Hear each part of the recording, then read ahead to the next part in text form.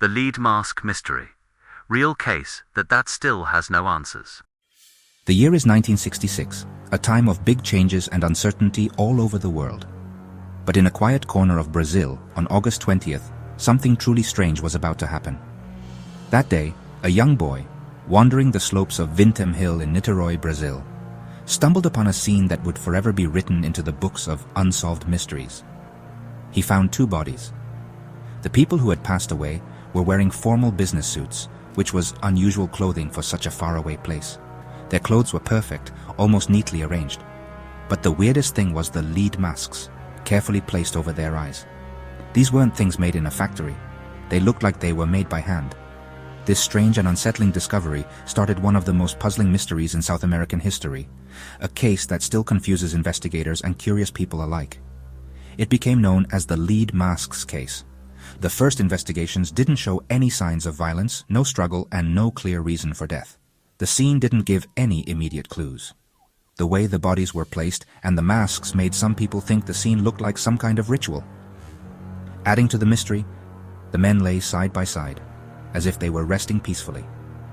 The place itself, Vintem Hill, was already known for its local stories and tales of strange happenings, adding another layer of mystery to the puzzle. The masks, roughly cut by hand, suggested a careful and personal touch. These weren't normal masks. They looked like makeshift lead eye protectors, which hinted at a specific reason for them. What were they trying to protect themselves from? What danger did they feel was there? What were they looking for?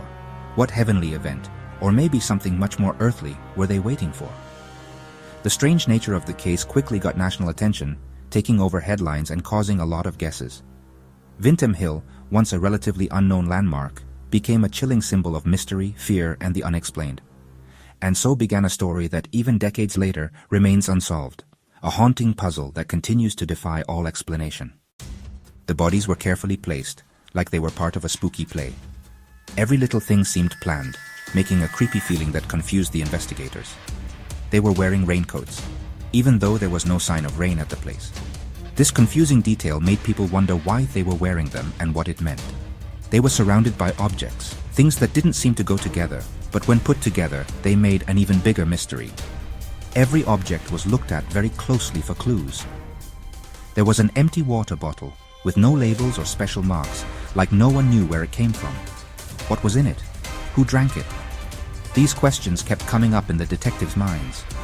There were two wet towels, which was strange because everything else around them was dry. What were they used for? What were they trying to clean or dry? Every detail seemed to hide a secret, and a notebook with strange instructions.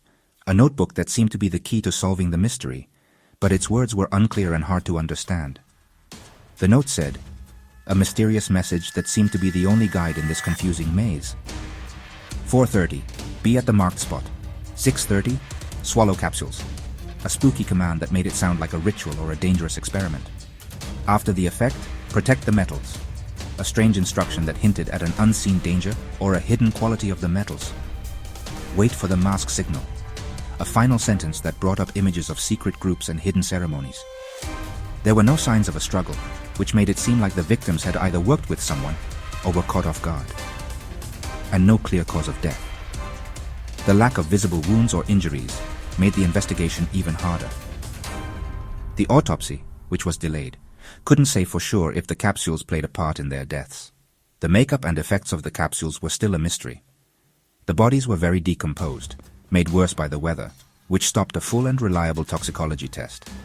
The objects and the note hinted at a planned event, a spooky dance put on by someone unknown, but the reason was a puzzle, a riddle with no clear answer. The police faced a case that didn't make any sense, with no witnesses, no reason, and no logical explanation. A dead end in the search for the truth. Every clue seemed like a piece, a bit of information that, by itself, didn't mean anything. It was like an impossible puzzle to put together, a challenge that pushed the limits of what made sense and what was sane.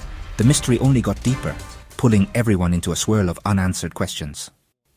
The victims were Manuel Pereira da Cruz and Miguel José Viana, electronics technicians and members of a scientific spiritualism group.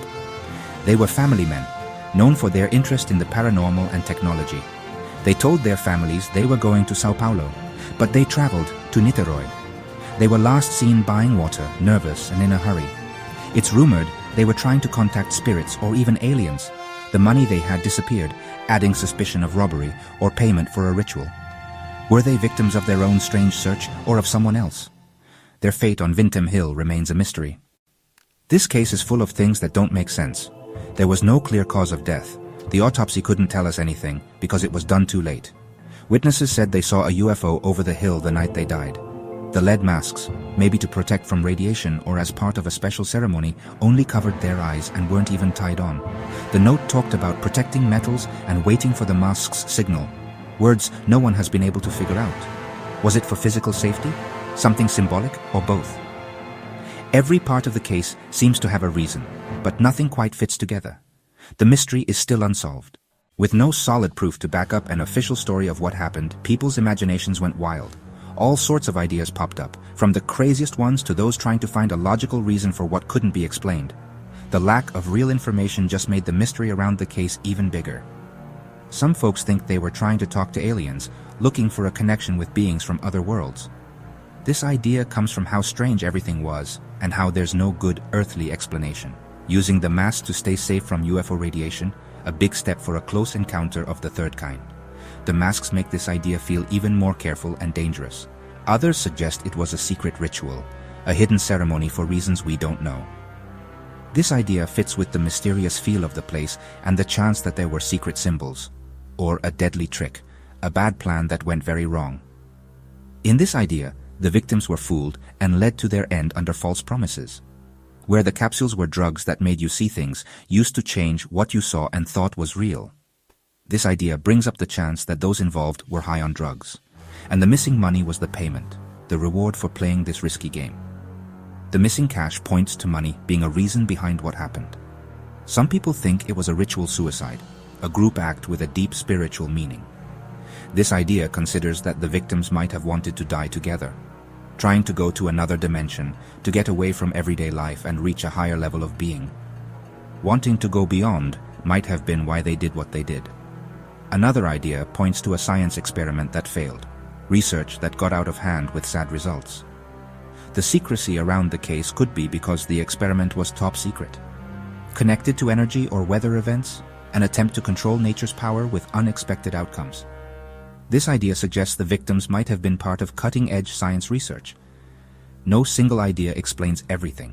Each one leaves loose ends and unanswered questions. The ritual scene, the strange note, the masks that make no sense, and the lack of clear violence make finding the truth even harder.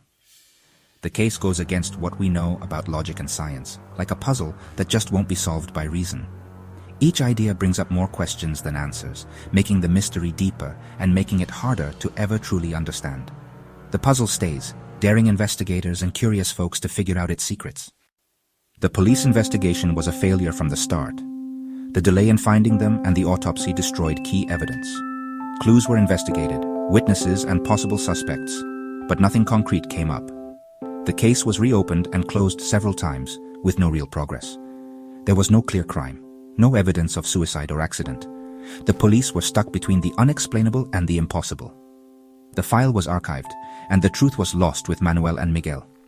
The mystery became a legend. Decades later, the lead masks case continues to fascinate and disturb.